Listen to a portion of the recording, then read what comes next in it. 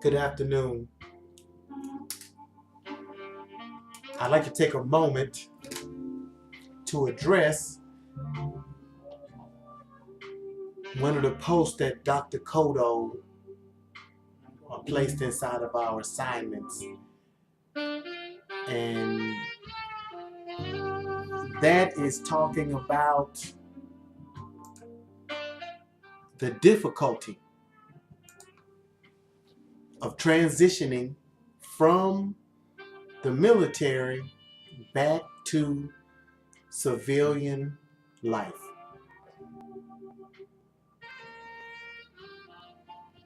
Let me start by saying this.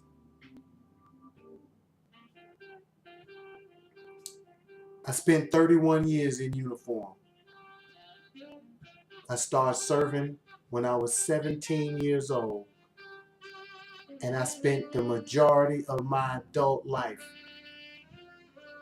as a soldier.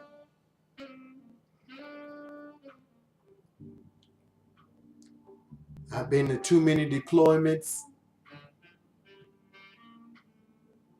to even name them. I suffer from post-traumatic stress disorder and a couple of other injuries. I'm 100% disabled veteran.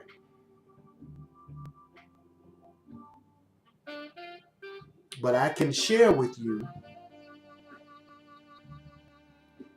that 24 months before I ever got out of the military, I started receiving job offers, and and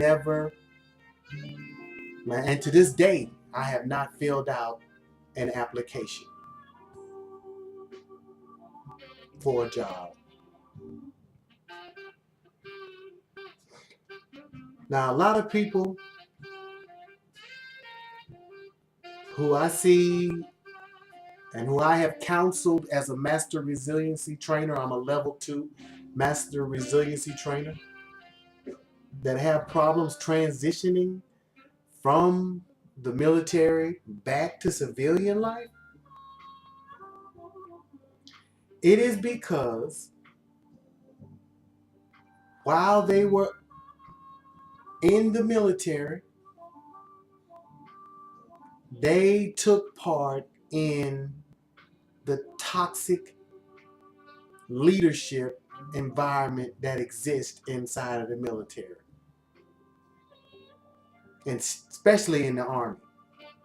Instead of them operating by the 7 Army values, they decided to operate by the 48 laws of power. And if you don't know what that is, I implore you to look it up. You can look at the book. You can listen to the book free, the audio book free on YouTube. It's written by Robert Greene. It's the 48 Laws of Power. And what it basically is the cutthroats cookbook. Now, a lot of people get inside the military. They get caught up in all of this office politics. They get caught up in all this racism and sexism and cutthroat, toxic environment foolishness that goes on in their quest to climb through the ranks by any means necessary.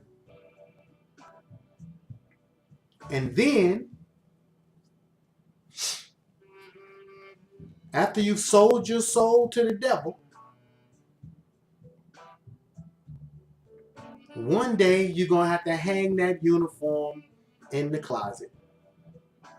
I held on to mine for 31 years, but guess what? You know where it is right now? Hanging in the closet. And you know what? None of the ribbons. You can take them ribbons, and $1.50, you can probably go to McDonald's and you might get a cup of coffee, and you might come up short. None of that rank, none of them ribbons, none of that amounts to anything. You know what amounts to something now?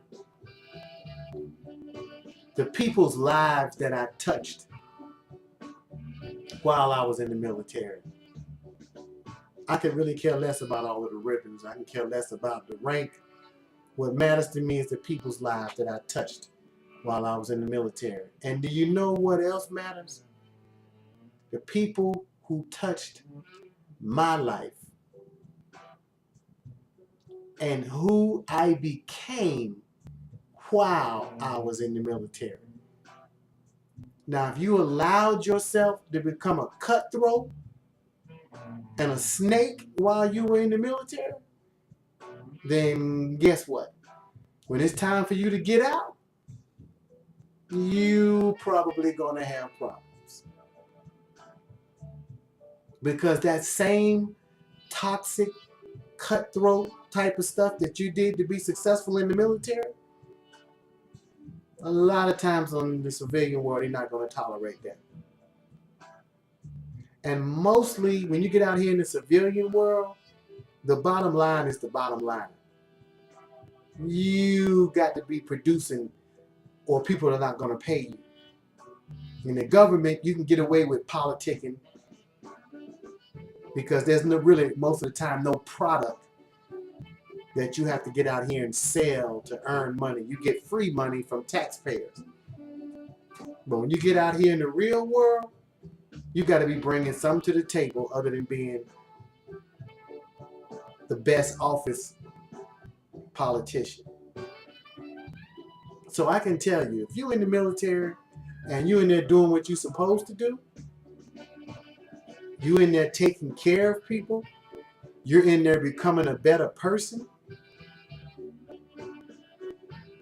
then it's been my experience that you're not going to have a problem transitioning back out here into society. Because that's what society is looking for.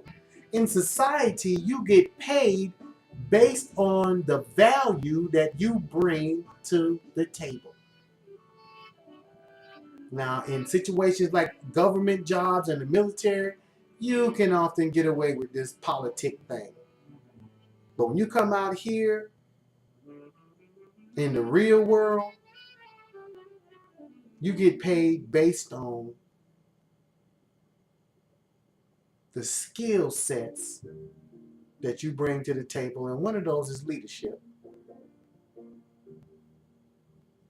It's not a whole lot unless you're trying to run for city council or run for president or something.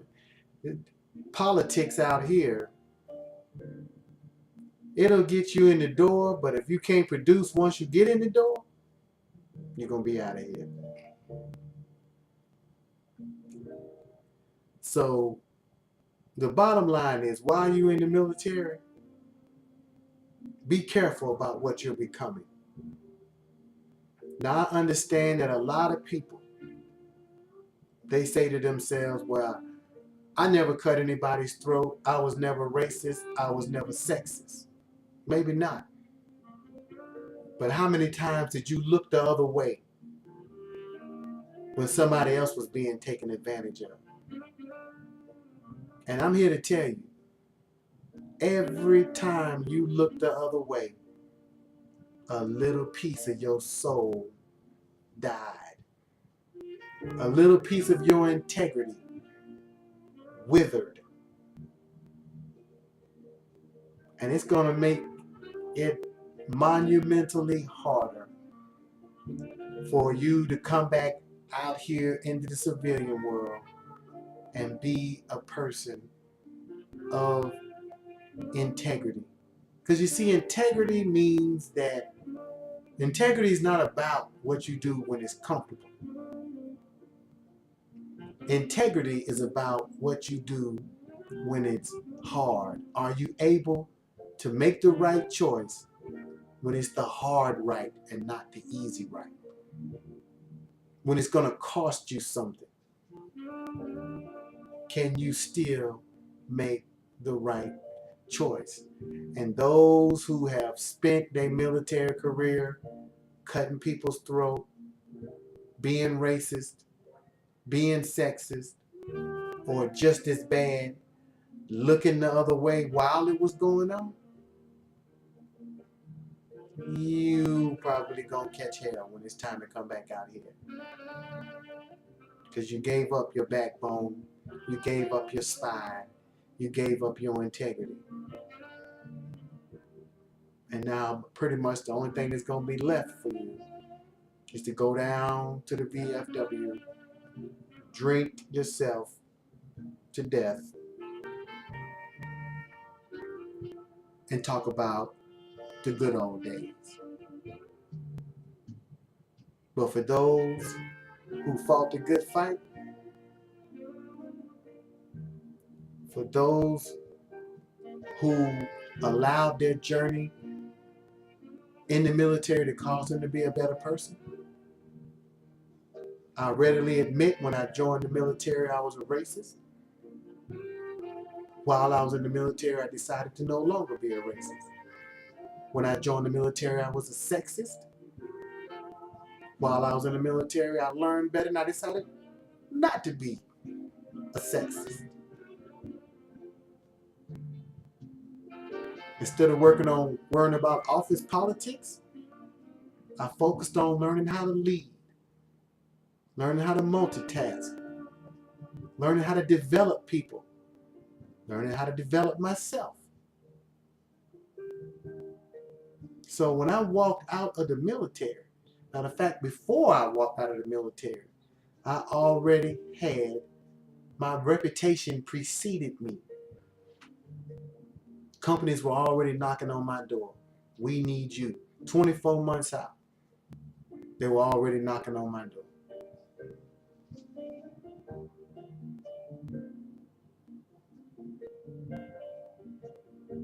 I know that what I'm saying is going to sound harsh to some people, but the truth will set you free. Don't be a coward. Stand up for what's right. Stand up for the 7 Army values or the values of your service. Don't get caught up in all that office politics, racism, sexism, and cutthroat, toxic leadership that goes on. And take it from me, if you stand up for what's right, it's going to cost you. And it's going to be painful. But who you are going to become is going to be priceless. God bless you. Good night.